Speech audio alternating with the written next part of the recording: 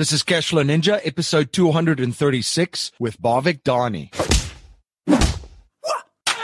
Welcome to the Cashflow Ninja, the podcast sharing how to create income streams and manage, multiply, and protect your wealth in the new economy. Here is your host inside the dojo, MC Laubscher.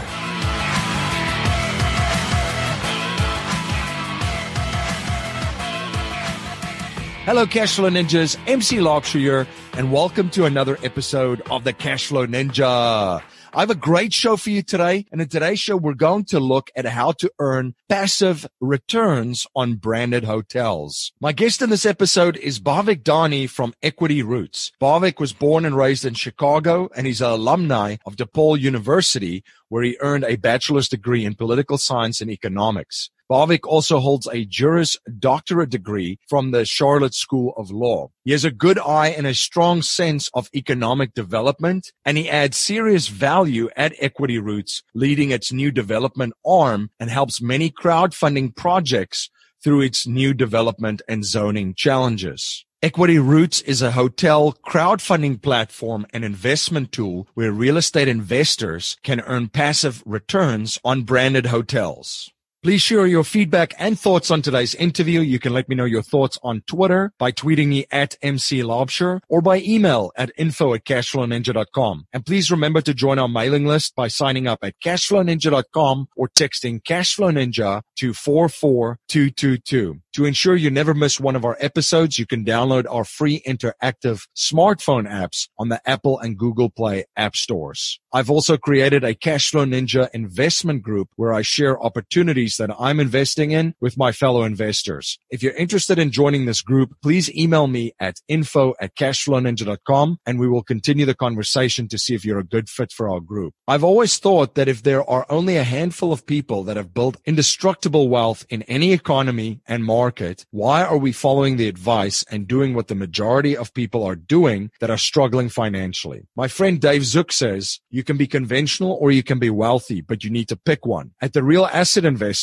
Dave and his company create value for investors looking for high yield returns from real estate ventures domestically and internationally. To learn more about the exciting investment opportunities The Real Asset Investor offers, such as the syndication opportunity at the Mahogany Bay Village in Belize, investment opportunities in the multifamily space in the United States, and ATM syndication opportunities, visit cashflowninja.com/real asset investor. Are you interested in real estate investing but don't know where to start? Joint Ops Properties is the premier provider of turnkey lease option investment properties. With their proven system, you can have cash flow within 30 days. To get cash flow within 30 days, go to jointopsproperties.com. The wealthiest investors on the planet know how to capture their wealth and leverage it to perpetually grow it. If you're interested in learning the premier strategies of the wealthiest individuals and families on the planet, you can access an educational webinar at cashflowninja.com/be-the-bank. Donnie, welcome to the show. Oh, thank you, MC. Can you please share a little bit about your background and journey with my listeners? MC, we understand a lot of the challenges that small business owners and entrepreneurs go through. We focus on hotel assets. We're developers, investors, owners, and operators of branded hotels. And it's very much a real estate investment, but has a lot of business components. And I think a lot of things you talk about on your previous shows are things we've certainly talked about and worked on.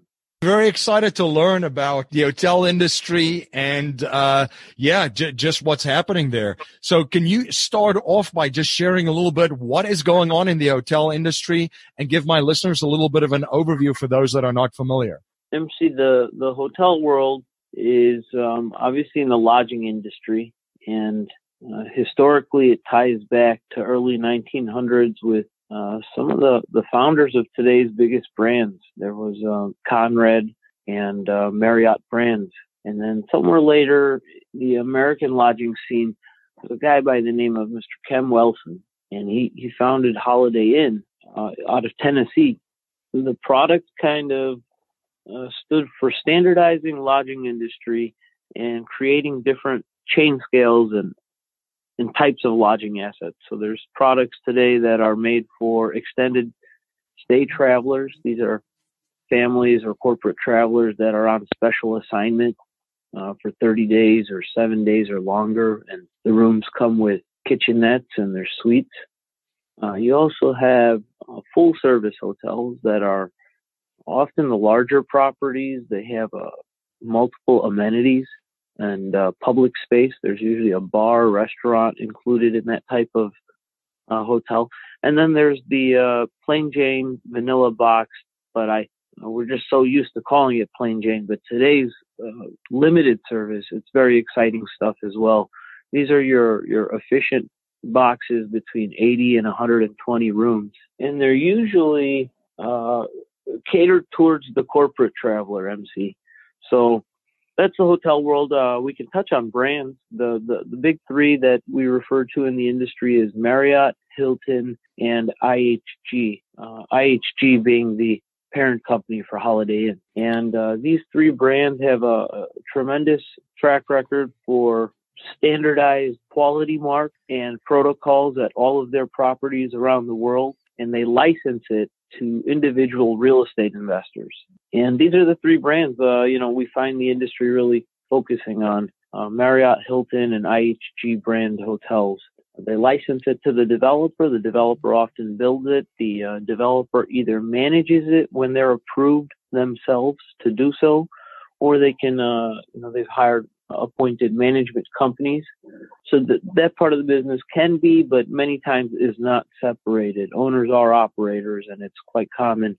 I think one of the things we can talk about later, MC, was, the process for how the brands license these properties. But for now, the big picture is they license them, they get built, they're owned and operated by different entities, and for the most part, as a traveler, you're staying at someone's private real estate investment, just licensed with brand standards. This is very interesting. So the ownership structure, when you drive past a Hilton or a Holiday Inn, or as you mentioned, a Marriott, it's not owned necessarily by the corporation, but the brands and the branding of the hotel is licensed to an individual real estate developer or private investor. You got it. Right on the head. You got it. Okay. So let's touch on how the licensing works. How does that process work? How do private individuals invest in these hotels and get access to these licenses? The best way to do it in a practical sense is to invest alongside a current hotel owner. The most obvious reason for that is because, MC, the brands have a proven product that are in demand, but their challenge is they have to build a network of owners and operators that are familiar with what the brand standards not only are, but also historically where they came from and what have these standards kind of evolved into, and gives those owners, or gives that network of owners some real special experience to know what to look for even going forward into the future. And so they've heavily restricted the ability for people to kind of get licenses. And so the best way to access them, the best way to invest in branded hotels, it's a pretty simple logic. You'd want to invest alongside a group or an owner that's already in the existing network. And there's a lot of benefits that come with that. Obviously, MC, the experience, the ownership, the operations. For someone that's not necessarily in the industry or in the business already, it's not an easy real estate investment. It comes with challenges, but these extra high barriers to entry and these extra challenges is what often makes the investment so lucrative. The licensing process, you execute a license agreement with the brand, and they'll give you a certain term and length of time that your license is good for. It's a very complex and very well thought document. You'll have fun with it. It's probably north of 200-300 pages long, and it explains all the standards of which an owner is going to, develop this property and operate it. And that's probably the licensing process in a nutshell. It's a very well thought, very well planned process, but heavily restricted and obviously favored towards geared towards existing owners, existing licensees that are familiar with the system, kind of a small community. A couple of things just went through my head as you were sharing this. And Donald Trump actually, in his book, The Art of the Deal, wrote about his first deal, which actually he bought the building and he was going to develop this building that was going to be turned into this hotel, of this idea that he had in his mind. But he needed someone, a reputable brand, to come in that he would license the name from and take basically not part ownership, but I guess it would be part of the licensing deal. And then they would also appoint a management of it. And that's where he kind of approached Hyatt, which it was the Pritzker family. So he kind of approached them out of Chicago to try and get them into a partnership agreement. So the question that I have is this kind of similar? You had mentioned that there's people in this network that are already invested that then invest into another hotel that you can invest alongside. But can someone out of their own approach these brands, let's just say the Hilton brand, or as you mentioned, IHG, the Holiday Inn brand, and the Marriott brand, to basically go into a partnership with them if you find a location that you say, well, this would be perfect for one of these brands to establish a hotel in, and then kind of bring in a developer to do that? Yeah, that's a good point. Somewhat similar, although just to be careful, it's all private developers on most of these deals. Very rarely does the actual brand or the licensor themselves take place in the ownership or the equity ownership of the actual asset. There are few instances, very few cases where Marriott themselves owns the property, or Hilton or IHG for that matter owns the actual property. Vast majority of them are licensed to independent owners. So with whatever President Trump did, and I'm not 100% sure of the fact pattern on that specific transaction, but it sounds like he brought in an entity or a partner that would be able to license a Hyatt product, which, as you mentioned, is a Pritzker family brand based out of Chicago, and was able to license that on some kind of real estate. You can do that on bigger scales. You can do that on smaller scales, and you see it every day. It's the same hotels you drive by on the interstate. It's the same ones downtown Center City. They're usually just private real estate holdings that are licensed by the brand and usually owned and operated by someone that has an existing relationship with the brand. Very, very interesting. So let's talk about the industry. We can't have a conversation about hotels with Airbnb not coming up, right? So can you talk about Airbnb specifically, the impact on the industry, some of the other threats that are out there, and maybe tie into that also the pros and the cons of investing in the hotel real estate? Airbnb is an awesome idea, and it's an emerging business, great business model that takes advantage of technology and forward thinking. I think it's a great idea, at least for the progression of businesses in general. But people ask that all the time, that, hey, are our hotels struggling because of Airbnb? And surprisingly, no.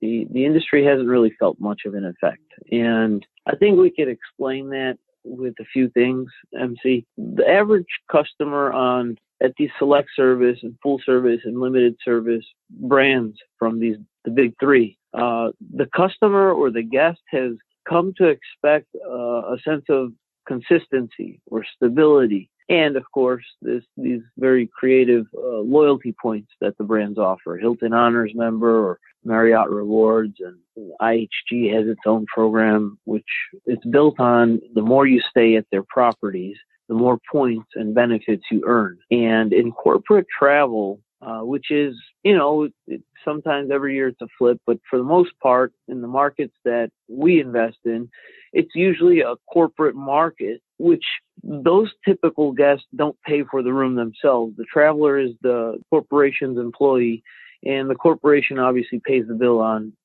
its employee's behalf. But it's very important to note that the employee, the actual traveler, is the one earning the points. And so, I'm sure you hear it all the time, MC, when someone from big corporations goes for holiday, they take their family with, of course, on holiday vacation, and they use those points to upgrade their suite at the Bahamas or to upgrade their room size for more people to come with them. They use those loyalty points in a lot of ways outside of their work life, and that's why they stay glued to certain brands. And it's tough to break that mold. So that's something Airbnb won't be able to break.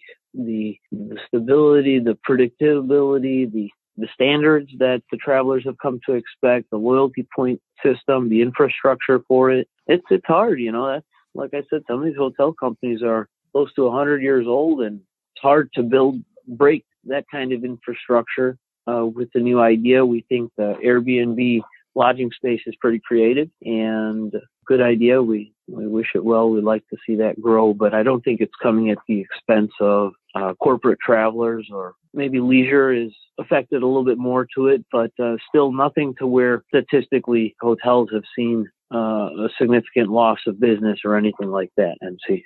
And even the trend of virtual working and people working more virtually, has that kind of played in, or can you guys see that, how that has impacted some of the hotel numbers? Are you talking about like work at home type corporate jobs? Yeah. So, I mean, with Zoom and Skype and all of these things and I don't know the answer to this. That's why I'm asking you, sure. Has the numbers traveling dropped significantly, and have hotels seen the impact of this? Because, it's easy to jump on a Zoom or a Skype call these days. Technology and a lot of these new tools have facilitated business and commerce more so than ever. And it's funny that you asked that, because some of the hotels we're building now, if you look at the technology that's really built into the properties, it's amazing. It's built for people to plug in. It's built for people to hold conferences, to hold meetings, to take care of some real business, even when you're on the road and at these facilities. I think, again, those standards come into play. The Holiday Inn Full Service, Holiday Inn Express, Hampton, Fairfield, these are all hotels that have this strong business following because it has all these tools that facilitate commerce, even the new technology ones. So I know you were asking the question that have hotels seen a loss of business because of it, and the answer is obviously no. We're catering towards it. We're facilitating that technology inside the footprint of the buildings we build, and it's cool to see how that's made doing business easier. And if anything, there's more business going on than ever before, and we're ready to embrace that type of those changes in the business marketplace, even at hotels. You're listening to Bhavik Dani on the Cashflow Ninja podcast. We will be right back after a word from our sponsor. This is MC Laubscher, the host of the Cashflow Ninja podcast. As you may know, I'm also the president and chief wealth strategist of Valhalla Wealth Financial. We help individuals, families, small businesses, entrepreneurs, and professionals build their wealth outside of Wall Street and help investors maximize the use of every dollar in their personal economy and boost their investment gains. We do this by combining the capital and investments with the financial vehicle of the wealthy according to the infinite banking concept. If you're interested to learn more about privatized banking and the infinite banking concept, you can access an exclusive webinar at cashflowninja.com/be the bank. You're listening to Bhavik Dani on the Cashflow Ninja podcast, and now back to our interview.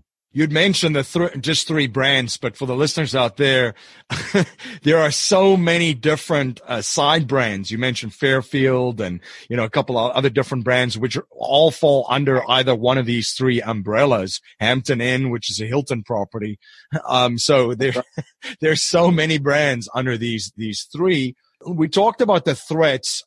Let's talk about what are some of the cons, what are some of the pros of investing in hotels, and why would people invest in hotels? The cons is the industry is cyclical, so there's your ups and down periods. That comes with most real estate investments. That we've seen the cycle, I think, in a lot of markets, and hotels is obviously not special. It's subject to it. The high barriers to entry that we mentioned earlier, I think that's a con because it's tough to get access to the ownership, at least traditionally. And I think the part of the future going forward, that's where companies like ours, MC, are trying to make an impact. We're utilizing crowdfunding as the finance mechanism to raise equity, to find owners, to find investors for these branded assets. The Hiltons, the Marriotts, the Holiday Inns of the world, including their sub-brands that you mentioned, the Fairfields, the Courtyards, the Hamptons, the Holiday Inn Expresses, all of these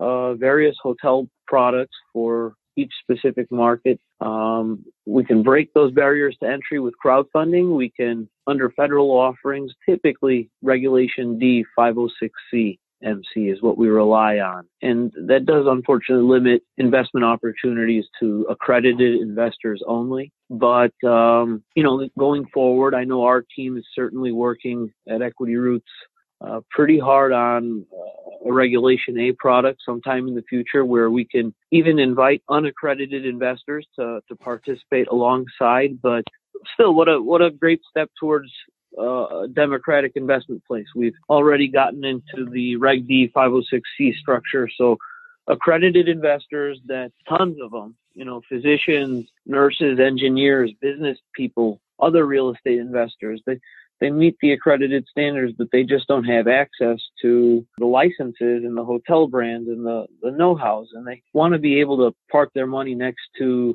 proven industry player, someone that has hotel ownership experience for a few decades and has the relationships and respect with the brands to license and develop their products. That's what EquityRoots.com is trying to solve, MC. So people from all walks of life can invest in local hotel projects. And, with everything kind of broken down, it's a real estate investment. It's got its several advantages, a lot of difficulties, but it often reflects in the rate of return. They're very rewarding, or can be very rewarding investments. And crowdfunding solves the barriers there. So that's what we're going to work on going forward. And some of the challenges, I think, is being able to find enough opportunities to let people know, hey, those big hotels you drive by that you've stayed at, you can invest and own a piece of those. Very, very interesting. Let's talk about your process, how it works, and share a little bit more about your operation. So do developers come to you guys with these hotels that then get crowdfunded that way, and people get to participate in this investments? Can you share a little bit more information about that?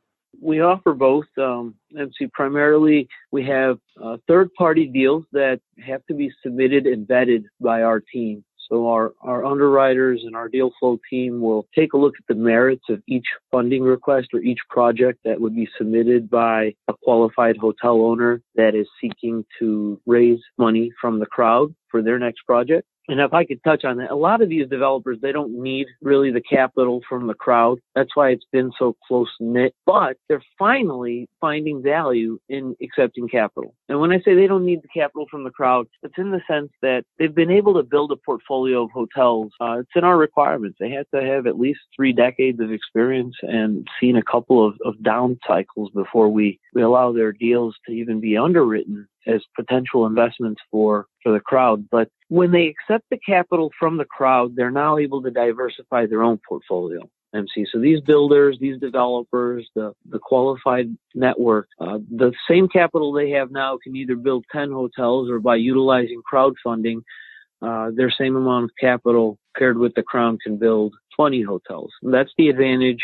And I think it's important to point out, to even as an investor, what's the advantage of the developer or the hotel owner from allowing me to invest with them? And that's the advantage. But on the investment side, they will you can find deals that are submitted and approved by third-party hospitality companies, or you'll find staff-sponsored projects. These are projects that our own staff has put together, sponsored and endorsed, and intend to develop. Majority of the assets are third-party funding requests. Some of them, like as I mentioned, are staff-sponsored. From a due diligence standpoint, so first these people have to pass the due diligence of the brands, the Hiltons and the Marriotts and IHG. Can you just talk a little bit around that? Because I'd like to touch on the risk management side of it as well. The due diligence is definitely something that the developer is taking the risk on, right? And that's why, again, the brands are holding it so limited. the brands are not guaranteeing any outcome. I think that's important to note. And like all investments, especially real estate investments, they all come with risk. But I think branding it and licensing it with one of the hotel products removes or reduces some of that risk. And the actual due diligence process as an investor on equityroots.com, you're going to do three critical functions. By the time is first, you're identifying a deal. The second process is to perform your own due diligence. And our platform and any owner that you're investing with, you would need certain information.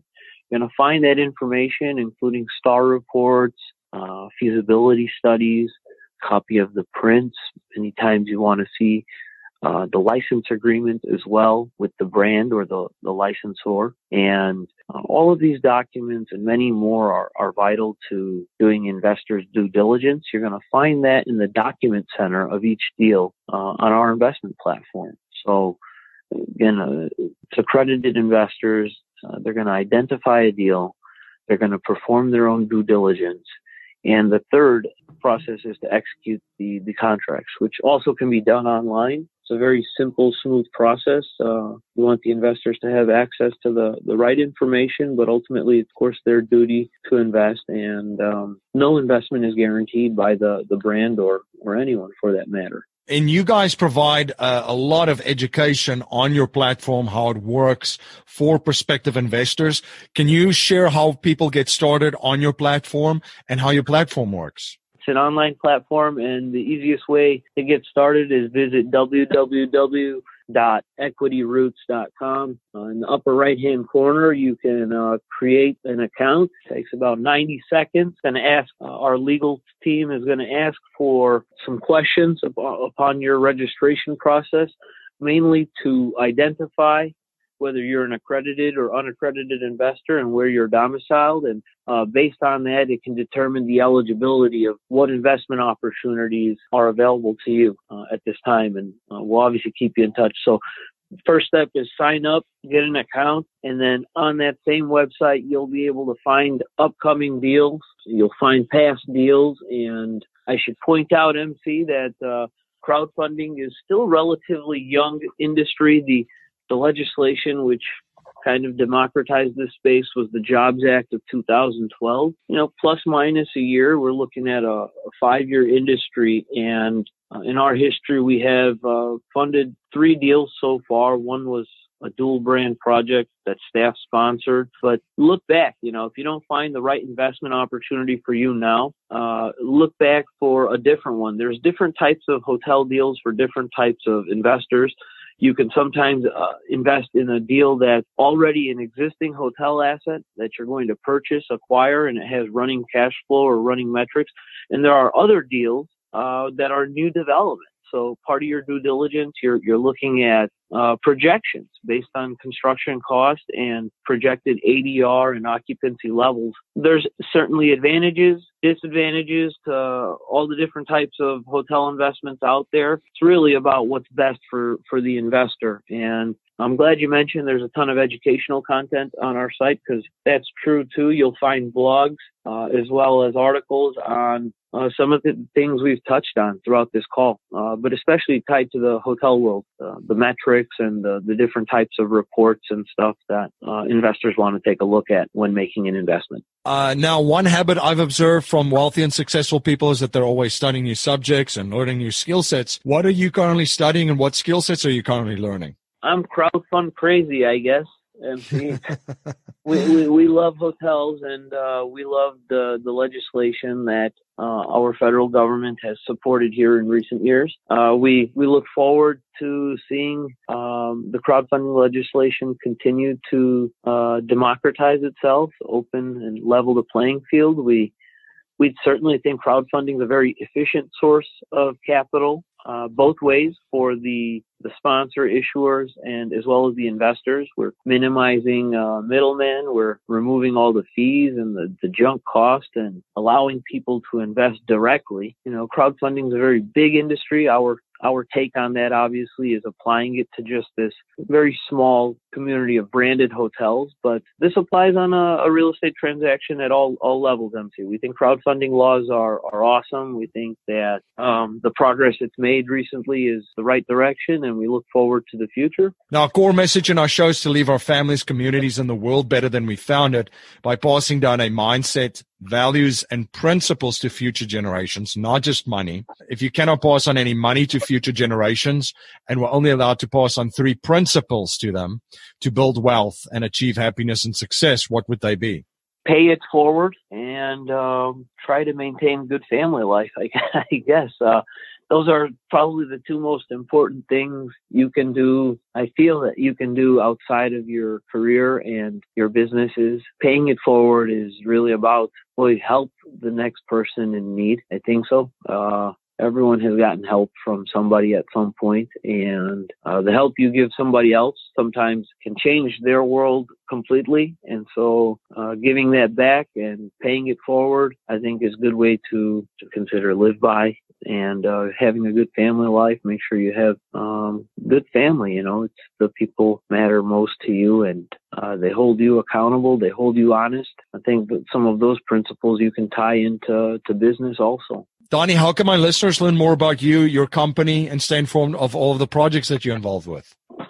You can visit us on www.equityroots.com, and definitely all our contact details, our entire staff and their contact details are available on the website. We encourage you to take a look at hotels as your next investment, and we wish all your listeners the best. Thank you for having us, MC. And thank you so much for coming on the show and sharing your journey and your knowledge and providing so much value for my listeners. All right. Thank you, sir. Thank you for joining my guest, Bhavik Dani, and myself on the Cashflow Ninja today. If you like what you hear and appreciate what we're trying to build here at the Cashflow Ninja, please subscribe, rate, and review our show on iTunes and share our show with family, friends, and your network. I'm always trying to learn and improve in every area of my life. So if there's any way that I can provide more value for you and serve you better, please reach out to me at info@cashflowninja.com. If you're not a subscriber to the Cashflow Ninja Gush Good newsletter, you can sign up for our newsletter at cashflowninja.com or text Cashflow Ninja to 44222.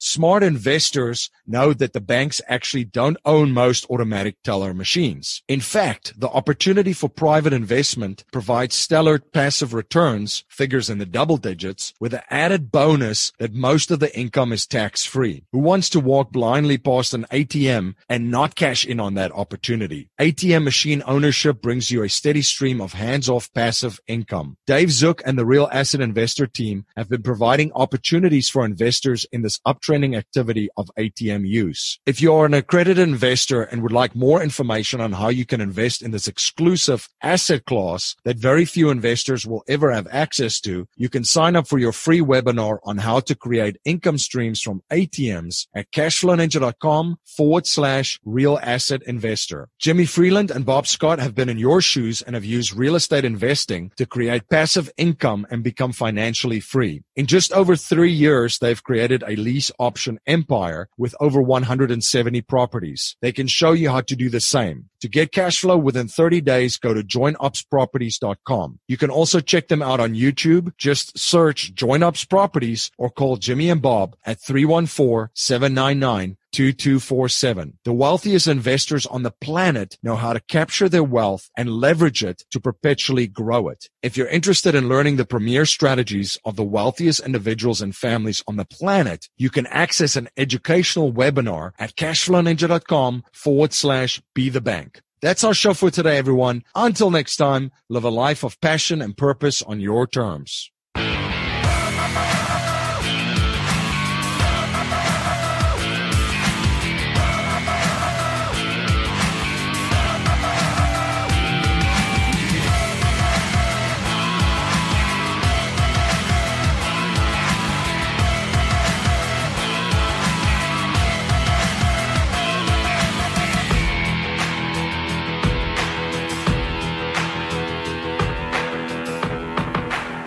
This presentation is for educational and informational purposes only. The information being presented and considered does not consider your particular financial objectives or situation, and it does not make personalized recommendations. This material is not intended to replace the advice of a qualified tax and legal advisor or other qualified professionals, and you should not use the information in place of a customized consultation with a licensed professional regarding your specific personal financial objectives, situation, and needs. We believe the information provided is reliable, but we do not guarantee its accuracy, timeliness, or completeness.